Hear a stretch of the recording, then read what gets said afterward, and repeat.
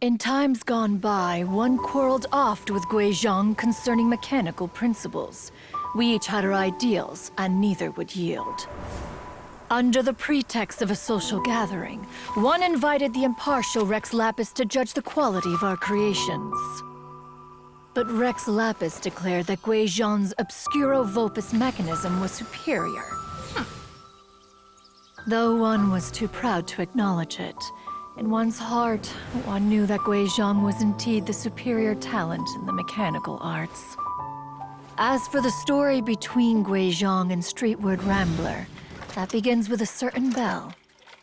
In Guizhong's opinion, while mechanisms were no substitute for human composers, they were yet capable of producing simple but fine melodies. But Streetward Rambler believed music to be an expression of the soul, an emotional enterprise that could never hope to be replicated by machinery.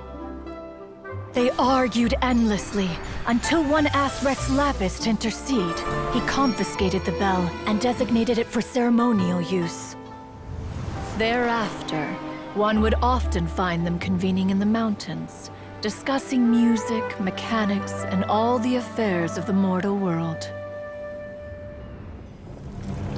But these good times were not to last. War broke out between the gods, and soon engulfed the Guili Plains.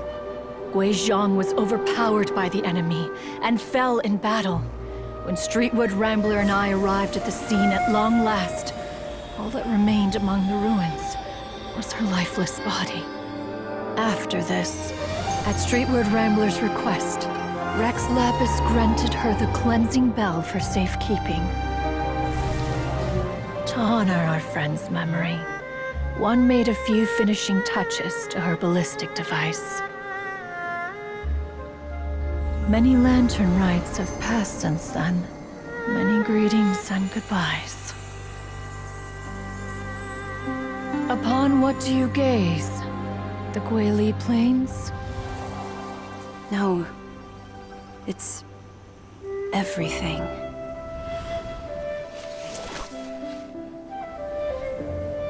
We think of human life as like a lantern that's lit one minute and extinguished the next.